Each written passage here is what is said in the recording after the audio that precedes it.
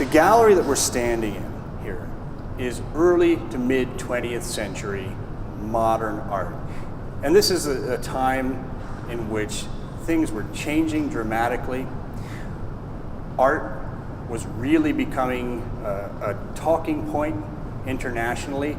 The world wars helped do that, and they helped, especially in America, for us to turn our attention to those kinds of art in which we started to become really aware of how we defined ourselves as individuals, right? Because the artists, and not just visual artists, writers, musicians, playwrights, were all out there doing these things that frankly we saw elsewhere in the world the lack of possibility for that kind of expression. And so Arthur Dove was right at the forefront of that kind of expression here in America.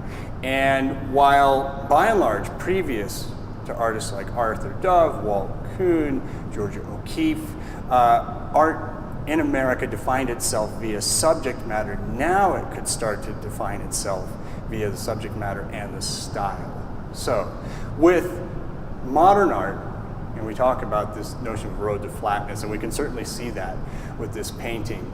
There's an absolute acknowledgement of the two-dimensionality of this surface. But what he's trying to do here is not get a depiction of an event out there in front of us. The painting is titled Foghorns, but we don't see the apparatus of the foghorns. We see the effect of the foghorns. And that was something new, right? And it was inextricably intertwined with scientific investigations and discoveries that were going on in terms of sound and what sound actually does with color and what color actually does, especially with particular combinations of color.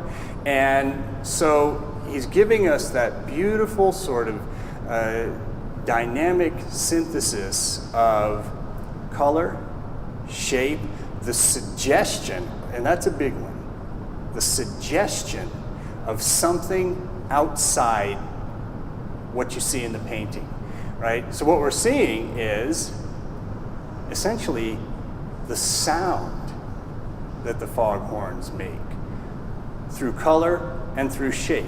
So the concentric circles, what do they suggest? Maybe they suggest the progression of that sound across space, which gets pretty interesting given the flatness of the painting. But that's where our mind goes. So he also gives us his choice of color, right?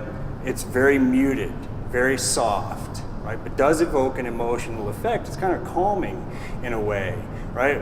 Which maybe goes back to the foghorns a little bit. We know those foghorns are out there somewhere telling us, whoa, wait a minute.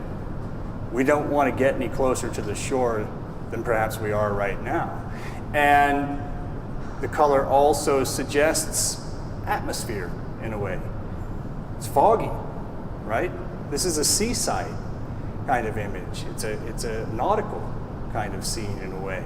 Not like the nautical scenes we had seen before this. And so it does all of these things as well as gives us a very balanced and beautiful composition.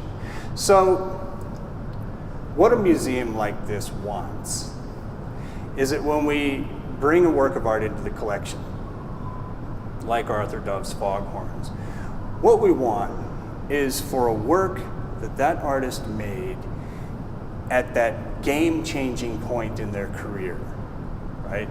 And although that's sort of a holy grail for any institution. I mean, you want that Picasso that happened right in those critical years in the teens, during the development of Cubism.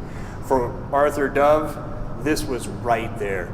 This painting is a game changer. There's not another one like it out there in the world from Arthur Dove.